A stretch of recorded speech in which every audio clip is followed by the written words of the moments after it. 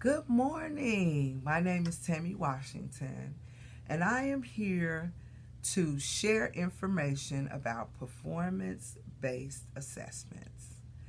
And this video assignment is Module 7, and I will begin with the definition of performance assessments. Performance assessment is an assessment in which the child demonstrates knowledge by applying it as a task or a problem solving activity. Now, the purpose of performance assessment. First, performance assessments are designed as a tool to assess development and or learning that is based on the child's natural performance rather than on contrived tests or tasks. Secondly, performance assessments are integrally related to instruction. The performance activity is a natural outcome of ongoing curriculum and instruction, and it's not separate. It's not a separate, unrelated type of experience that is unfamiliar to the child. Finally, performance assessments are used to evaluate whether early education programs are meeting the needs of young children. Now we'll discuss the different types of assessments. Interviews. Teachers use interviews to find out what children understand about concepts. Interviews are especially appropriate for young children who are just beginning to develop literacy skills and cannot yet express themselves with a paper and pencil activity. Contracts are another form of assessment. Contracts serve a dual purpose. They provide a plan between the teacher and the child and a record of the child's progress. Contracts of activities the child will engage in are designed for a period during the day, for the whole day, or for several days. Contracts can also be used to record accomplishments of skills and concepts. The teacher and the child can use the contract as a guide for conferences and interviews or as a recording system for the teacher to indicate when the child has completed an objective or needs more opportunities to interact with a concept. Directed assignments are another form of assessments. Directed assignments are an extension of teacher-designed assessments. They are also similar to interviews, except that a specific task is involved in acquiring the child's understanding, rather than an interview. Children who are beginning to read independently might be asked to read a story and discuss it. Games are another form of assessment. Games can be used to understand children's progress with a skill or concept. Although more than one child may be playing a game at one time, the teacher can use observation to assess each child's abilities and thinking. Work samples are another form of assessment.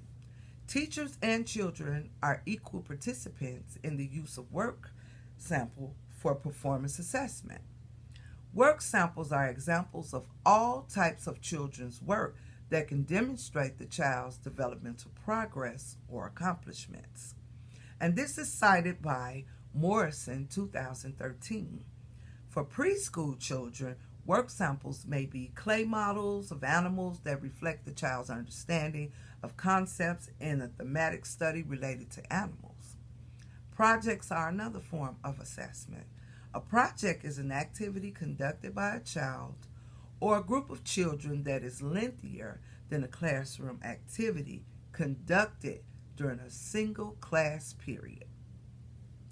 The project can be a part of a unit of study, such as a science or a social studies unit, a theme that is studied by a class. And another form of assessment is portfolios. The portfolio was one of the most popular methods of documenting authentic assessment in the 1990s. In looking for alternatives to standardized tests, drill worksheets, and other assessment measures that reflect skills development rather than developmental progress, evolving from the student's own demonstrations of performance. School districts across the United States have implemented portfolios as a preferred type of reporting, performance-based evaluation. Portfolios may also be the vehicle used for assessing and reporting the student's progress and accomplishments to parents and administrators.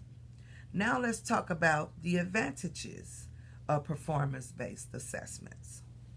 Children learn best by acting on the ability by performing some action that is most compatible with developmental capabilities.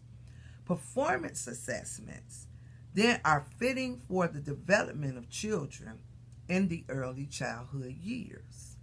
Number one, performance assessments are conducted in the context of what children are experiencing rather than in isolation from classroom curriculum. Two, performance assessments take advantage of the premise that children construct their own understanding. Number three, performance assessments provide a variety of means whereby the child can demonstrate what he or she understands or can do. Number four, performance assessments is continuous or ongoing. Number five, last but not least, performance assessments provide meaningful information for parents to understand their child's progress and accomplishments. Now, this is the end of my video on performance-based assessments. Thank you for listening. Have a great rest of your day. Bye-bye.